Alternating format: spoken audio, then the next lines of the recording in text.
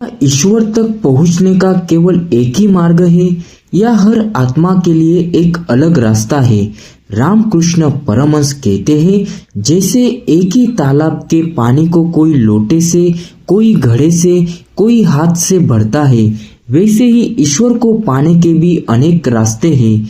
आज हम जानेंगे ज्ञान योग, भक्ति योग, कर्म योग और राजयोग का एक ऐसा समन्वय जो रामकृष्ण परमहंस के जीवन और अनुभवों से निखर कर सामने आता है। वीडियो को अंत तक देखें, क्योंकि अंत में हम आपको एक ऐसा सूत्र बताएंगे जो चारों योगों को एक सूत्र में पिरो देगा। सब्सक्राइब बटन दबाइए अगर आप अध्यात्म की गहराइयों में उतरना चाहते हैं। रामकृष्ण परमहंस कहते हैं, ईश्वर तक पहुंचने के 4 प्रमुख मार्ग हैं, ज्ञान, भक्ति, कर्म और राजयोग। लेकिन ये मार्ग क्या है? आइए इन्हें सरलता से समझते हैं। ज्ञान योग, आत्मा का विवेक।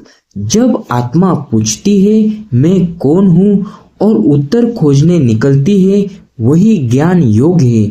यह वो मार्ग है जो कहता है तू शरीर नहीं है, तू आत्मा है, आत्मा ब्रह्म है, ब्रह्म ही सत्य है, बाकी सब माया है। जैसे किसी पर्दे के पीछे से सूरज की रोशनी आती है, वैसे ही आत्मा के पीछे ईश्वर की रोशनी है। ज्ञान योग उस पर्दे को हटाने का प्रयास है। दूसरा है भक्ति योग, प्रेम और समर्पण का मार्ग। ईश्वर को मां मानकर पुकारो या सखा मानो, लेकिन पूरे हृदय से पुकारो। रामकृष्ण मां काली को मां कहकर पुकारते थे। उनके लिए ईश्वर एक भाव था, प्रेम था, आंसू थे और पूर्ण समर्पण। भक्ति योग कहता है मैं नहीं, तू ही तू है प्रभु। यह मार्ग सरल हृदय वालों के लिए है, बच्चों की तरह भोले, निष्कलंक। तीसरा है कर्म योग, सेवा का मार्ग। जो तुम कर रहे हो वो भगवान के लिए कर रहे हो, ये भावना ही कर्म योग है। फल की चिंता मत करो, अपने कर्म को ही पूजा समझो। रामकृष्ण कहते हैं, जब तुम भूखे को रोटी देते हो तो माँ काली को ही खिला रहे होते हो। यह योग कहता है कर्म करो, लेकिन खुद को कर्ता मत समझो। चौथा है राजयोग, ध्यान और समाधि का विज्ञान। मन को एकाग्र करके ईश्वर में लीन हो जाना, यही राजयोग है। यह पतंजलि का मार्ग है। अष्टांग योग, यम, नियम, आसन, प्राणायाम, प्रत्याहार, धारणा, ध्यान और समाधि। रामकृष्ण स्वयं जब मां काली में ध्यान लगाते थे तो कई घंटे समाधि में रहते थे। राजयोग कहता है तुम्हारा मन जहाँ जाता है वही तुम्हारी आत्मा जाती है, इसलिए मन को ईश्वर में लगाओ। रामकृष्ण परमहंस के अनुसार ज्ञान योग से विवेक जगता है, भक्ति योग से हृदय पिघलता है, कर्म योग से अहंकार गलता है और राजयोग से आत्मा उड़ान भरती है। चारों को जोड़ने से बनता है पूर्ण पुरुषार्थ। तभी ईश्वर मिलते हैं सच्चे संपूर्ण रूप में। रामकृष्ण परमहंस चारों योगों का जीवंत संगम है। अगर आपको कोई पूछे क्या ज्ञान योग, भक्ति योग, कर्म योग और राजयोग को एक साथ जीना संभव है, तो बस एक नाम लीजिए, रामकृष्ण परमहंस। क्योंकि उन्होंने न सिर्फ इन चारों योगों को जाना, बल्कि उन्हें जिया, निभाया और पूर्णता तक पहुंचाया। ज्ञान योग में पारंगत, सब माया है, मैंने माँ को देखा है और उसी में ब्रह्म को भी। रामकृष्ण कहते थे, जब मेरा मन स्थूल से सूक्ष्म में गया और सूक्ष्म से भी परे, तो माँ काली के पीछे मुझे निर्विकल्प ब्रह्म का अनुभव हुआ। उनके ज्ञान में अहंकार नहीं था। वे बार बार कहते थे, ज्ञान ऐसा हो जो प्रेम को न जलाए बल्कि उसमें घी का काम करे। भक्ति योग में पूर्ण समर्पित, माँ मेरी सब कुछ है, माँ काली मेरी माँ है, मेरी गुरु है, मेरी शक्ति है, मैं उनका बालक हूँ। रामकृष्ण की भक्ति ऐसी थी कि वे माँ के लिए रो पड़ते थे, चीखते थे, तड़पते थे। भक्ति का ऐसा उच्चतम उदाहरण जहाँ भक्त का अस्तित्व तक मिट जाता है। वे कहते, जब माँ मुझे छिप जाती है तो मैं रोता हूँ, जैसे बच्चा माँ को खोज रहा हो। तीसरा, कर्म योग में विनम्र सेवा ही सबसे बड़ा धर्म है। जब कोई भूखा हो और तुम उसे भोजन दो तो समझो तुमने माँ को भोजन कराया है। वे साधुओं की सेवा करते थे, बीमारों के पैर दबाते, झाड़ू लगाते, यहाँ तक कि शिष्यों की झूठी थाली भी धो देते थे। उनकी दृष्टि में कर्म का मतलब था हर कर्म को पूजा बना देना। राजयोग में अद्भुत निपुणता, दशों दिशा मौन हो जाती थी। जब समाधि आती थी तो मुझे शरीर का भान ही नहीं रहता था। रामकृष्ण कई बार घंटों समाधि में चले जाते। उनकी नाड़ी मंद हो जाती, आंखें पलट जाती और मुख पर बालक जैसा सौम्य तेज आ जाता। शारदा देवी कहती थी, ठाकुर समाधि में चले जाते तो हम घबरा जाते, वो शरीर में है या नहीं ये समझ ही नहीं आता था। योगों का संगम क्या होता है, यह है रामकृष्ण। आज जब हम एक योग को पकड़कर बाकी को छोड़ देते हैं, रामकृष्ण हमें सिखाते हैं कि ज्ञान बिना प्रेम अधूरा है, प्रेम बिना सेवा अधूरा है, सेवा बिना ध्यान अधूरी है और ध्यान बिना आत्मबोध अधूरा है। वे स्वयं चारों के महासंगम हैं। रामकृष्ण कोई विचारधारा नहीं, वे एक जीवंत योग दर्शन है। अब प्रश्न यह है, क्या इन चारों योगों को हम भी अपने जीवन में समाहित कर सकते हैं? आइए अब हम जानेंगे, क्या सिर्फ भक्ति पर्याप्त है या ज्ञान ही सबसे ऊंचा है? और रामकृष्ण का रहस्यमय उत्तर, हम में से अधिकतर लोग या तो भक्ति के मार्ग पर चलते हैं या ज्ञान के। लेकिन रामकृष्ण परमहंस एक अजीब सवाल उठाते हैं, अगर भक्ति में अहंकार आ गया तो क्या वह भी बंधन नहीं बन जाती? और अगर ज्ञान में प्रेम नहीं रहा तो क्या वह सिर्फ बर्फ सा ठंडा बोध नहीं बनता? आज हम इसी जटिल प्रश्न को रामकृष्ण के शिष्यों के संवाद और अनुभवों से जानेंगे। शिष्य, ठाकुर, क्या सिर्फ भक्ति से ईश्वर मिल सकते हैं? रामकृष्ण मुस्कुराते हुए, हाँ मिल सकते हैं, लेकिन अगर मैं भक्त हूँ का अहंकार आ गया तो वही भक्ति तुम्हें बांध देगी। ईश्वर के आगे मैं जैसे शब्दों को पिघल जाना चाहिए, न कि अकड़ जाना। शिष्य, तो क्या ज्ञान श्रेष्ठ है क्योंकि उसमें मैं की खोज मिट जाती है? रामकृष्ण, ज्ञान अच्छा है, लेकिन अगर ज्ञान से यह अहंकार आ गया कि मैं जानता हूँ और बाकी अज्ञानी है तो वह ज्ञान नहीं, अज्ञान है। सच्चा ज्ञानी वही है जो कहे, मैं कुछ नहीं जानता, बस अनुभव हुआ है। रामकृष्ण का कथन, भक्ति बिना ज्ञान अंधी है और ज्ञान बिना भक्ति सूखी हुई नदी है। उनकी दृष्टि में ज्ञान और भक्ति दो पंख है। अगर कोई एक पंख से उड़ना चाहेगा तो गिरेगा ही। रामकृष्ण ने एक दिन एक कथा सुनाई। एक विद्वान पंडित था जो गीता, वेद, उपनिषदों का ज्ञाता था। वह एक दिन कबीर के पास पहुंचा और बोला, तुम तो अनपढ़ हो, फिर भी लोग तुम्हें संत मानते हैं। कबीर मुस्कुराए और बोले, तुमने गीता पढ़ी, हमने गीता को जिया। रामकृष्ण कहते हैं, ज्ञान वहां तक सार्थक है जहां वह प्रेम में घुल जाए। भक्ति में खतरा। रामकृष्ण बार बार चेतावनी देते, भक्ति अगर केवल इमोशनल डिपेंडेंसी बन जाए या मेरा ईश्वर, मेरा मंदिर, मेरी पूजा बन जाए तो वह मोह है, भक्ति नहीं। भक्ति वह है जो हमें स्वतंत्र करे, ज्ञान वह है जो हमें शून्यता में स्थिर करे और दोनों साथ हो तो वही परम सत्य की झलक है। रामकृष्ण का अंतिम सूत्र, मुझे भक्ति भी चाहिए और ज्ञान भी। रामकृष्ण, मैं माँ से कहता हूँ, हे माँ, मुझे वो भक्ति दो जो विवेक के साथ हो, और वो ज्ञान दो जिसमें प्रेम की सुगंध हो। मुझे शंकर का विवेक चाहिए, लेकिन चैतन्य का प्रेम भी चाहिए। मुझे अर्जुन की वीरता चाहिए, लेकिन मीरा का रुदन भी चाहिए।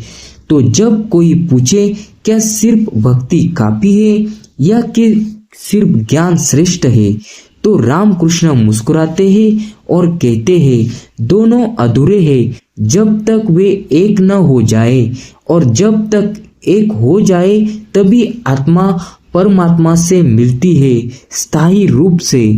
अब हम अगले भाग में जानेंगे हर व्यक्ति के लिए कौन सा योग सही है। क्या टेम्परमेंट के अनुसार मार्ग बदलना चाहिए? रामकृष्ण इस रहस्य को कैसे सुलझाते हैं? अगर ईश्वर एक है तो फिर कोई भक्ति करता है, कोई ध्यान करता है, कोई सेवा करता है और कोई आत्मा का विवेक जागृत करता है, तो क्या यह सब भ्रम है? नहीं, बल्कि यही रामकृष्ण परमहंस का सबसे सुंदर उत्तर है। हर आत्मा का स्वभाव अलग है, इसलिए उसका ईश्वर तक जाने का मार्ग भी अलग होता है। रामकृष्ण शिष्यों के साथ बैठे, शिष्य प्रश्न करता है, ठाकुर, आपने कहा कि ज्ञान, भक्ति, कर्म और राजयोग चारों मार्ग है, पर मैं समझ नहीं पा रहा कि मुझे कौन सा मार्ग अपनाना चाहिए। रामकृष्ण मुस्कुराते हुए, बिल्कुल वैसा ही जैसे डॉक्टर हर मरीज को एक जैसी दवा नहीं देता, वैसे ही हर साधक को एक सा योग नहीं दिया जा सकता। जैसे भोजन अलग, वैसे साधना भी अलग। रामकृष्ण कहते थे, एक आदमी को दाल पसंद है, दूसरे को दूध, तीसरे को फल, पर तीनों का पेट भरता है अगर खाना उचित हो। ईश्वर को पाने का भी यही रहस्य है। मार्ग शरीर या बुद्धि के अनुसार चुना जाना चाहिए, न कि परंपरा या समाज देखकर। ज्ञान योग जो तर्कशील है, विचारशील है, जिसे आत्मा की खोज करनी है, जिसका मन बार बार पूछता है मैं कौन हूँ, वह ज्ञान योगी है। उदाहरण विवेकानंद। भक्ति योग जिसका हृदय भावुक हो, जो ईश्वर को माँ, पिता, प्रेमी या सखा की तरह देखना चाहता है, जो आंसुओं से भगवान को पुकार सकता है, वह भक्त है। उदाहरण राम प्रसाद सेन, चैतन्य महाप्रभु, मीरा, प्रेम से बहने वाले साधक। कर्मयोग जो क्रियाशील है, जो आराम नहीं कर सकता, जिसे सेवा में सुख मिलता है, जो दूसरों की पीड़ा देखकर चुप नहीं रह सकता, वह कर्म योगी है। उदाहरण विवेकानंद का सेवा कार्य, मदर टेरेसा। अब आते हैं राजयोग जो स्वभाव से मौन प्रिय है, ध्यान में स्थिर हो सकता है, मन को गहराई से देख सकता है, वह राजयोगी है। उदाहरण पतंजलि, ध्यान में स्थित साधक। रामकृष्ण की चेतावनी, दूसरे का मार्ग अपनाना संकट ला सकता है। उन्होंने कहा, अगर एक भक्ति प्रधान साधक को जबरन तर्क के रास्ते पर चलाया जाए तो वह सूख जाएगा, और अगर एक ज्ञान प्रधान व्यक्ति को जबरन भावना के जाल में डाला जाए तो वह भ्रमित हो जाएगा। जैसे किसी पौधे को जरूरत से ज्यादा पानी देना या धूप से वंचित करना। मार्ग का चयन उसकी प्रकृति के अनुसार ही होना चाहिए। एक शिष्य की सच्ची कथा। एक बार रामकृष्ण के एक शिष्य ने कहा, ठाकुर, मैं ध्यान नहीं कर पाता, मेरा मन भटकता है, क्या मैं कभी आगे नहीं बढ़ पाऊंगा? रामकृष्ण ने उसका हाथ पकड़कर कहा, तू माँ को गा क्यों नहीं लेता? भजन कर, तेरा हृदय ही तेरा मार्ग है। उस दिन से वह शिष्य ध्यान छोड़कर भक्ति में रम गया और वहीं से उसे अनुभव होने लगा। रामकृष्ण का सूत्र, पहचानो तुम कौन हो और वही मार्ग चुनो। अगर तुम सेवा करते हो और उसे पूजा समझते हो तो तुम कर्म योगी हो। अगर तुम हर चीज में ईश्वर का दर्शन करते हो तुम भक्त हो। अगर तुम सवालों में जीते हो तुम ज्ञानी हो। अगर तुम मौन में उतरते हो तुम राजयोगी हो। पहले खुद को जानो फिर रास्ता खुद दिखेगा। तो अब प्रश्न यह नहीं कि कौन सा योग श्रेष्ठ है, बल्कि यह है कि तुम्हारे भीतर कौन सा योग छिपा है। रामकृष्ण कहते हैं हर आत्मा की प्रकृति उसका मार्ग है। वे कहते हैं हर काम में माँ को देखो, हर शब्द में नाम को सुनो, हर सांस में ईश्वर को अनुभव करो, हर कर्म को मंदिर समझो। ये चार योग कोई कठोर विद्या नहीं है, ये चारों हमारे भीतर ही है, उन्हें बस जागृत करना है। रामकृष्ण का सूत्र चारों योगों को एक सूत्र में कैसे बांधे। साधना बिखरी न रहे, समन्वय में ब्रह्म प्रकट होता है। रामकृष्ण का अंतिम योग दर्शन। अब तक हमने जाना ज्ञान कैसे विवेक जागृत करता है, भक्ति कैसे हृदय को खोलती है, कर्म कैसे अहंकार को गलाता है और राजयोग कैसे आत्मा को ईश्वर में लीन करता है। लेकिन रामकृष्ण परमहंस एक और रहस्य खोलते हैं। अगर ये चारों अपने अपने रास्ते चले तो साधक बिखर जाएगा, लेकिन अगर ये चारों एक ही केंद्र पर टिक जाए तो वही ब्रह्म प्रकट होता है। रामकृष्ण शिष्यों से कह रहे भाव विभोर होकर। स्थान दक्षिणेश्वर, वर्ष 1884, सूर्यास्त का समय। शिष्य शांत है। ठाकुर ने माँ को ध्यान कर आंखें खोली और बोले इन चारों योगों को एकत्र कर दो, माँ प्रकट हो जाएगी। देखो ज्ञान से विवेक जागा, भक्ति से प्रेम आया, कर्म से सेवा आई, ध्यान से मौन आया। लेकिन इन सब को एक सूत्र चाहिए, वह सूत्र है माँ। जिस केंद्र पर ज्ञान भक्ति कर्म और राजयोग आकर टिकते हैं वही ब्रह्म है, वही माँ है। सूत्र क्या है? ईश्वर को केंद्र मानकर जीना। इन चारों योगों को एकत्र करने का रहस्य यही है। हर योग का केंद्र ईश्वर प्रेम हो। हर क्रिया चाहे तर्क हो, सेवा हो, भजन हो या ध्यान, सब माँ के चरणों में समर्पित हो। उदाहरण, ज्ञान में माँ की महिमा खोजो, भक्ति में प्रेम माँ को दो, कर्म माँ की सेवा बन जाए, ध्यान में माँ की छवि बच जाए, तब साधना योग नहीं प्रेम की पराकाष्ठा बन जाती है। घड़ी की सुइयां जैसा उदाहरण। रामकृष्ण ने एक बार कहा था ज्ञान भक्ति कर्म ध्यान ये चार सुइयां है जो अलग अलग दिशा में घूमती है, लेकिन जब तुम इन चारों को एक बिंदु पर ले आते हो, जैसे घड़ी की सभी सुइयां 12 पर मिल जाती है, वैसे ही जब ये चार योग माँ के प्रेम में लीन हो जाते हैं तो वही संपूर्णता होती है। यह है उनका योग का रहस्य, समन्वय, समर्पण और एकत्व। योग का अंतिम उद्देश्य अहंकार का विसर्जन। रामकृष्ण कहते थे ज्ञान से मैं जानता हूँ मिटाओ, भक्ति से मैं भक्त हूँ मिटाओ, कर्म से मैं करता हूँ मिटाओ, ध्यान से मैं ध्यान कर रहा हूँ मिटाओ। और जब ये मैं जल जाए तो जो बचेगा वही ईश्वर है। यह मैं की मिट्टी से ही परमात्मा की मूर्ति गढ़ी जाती है।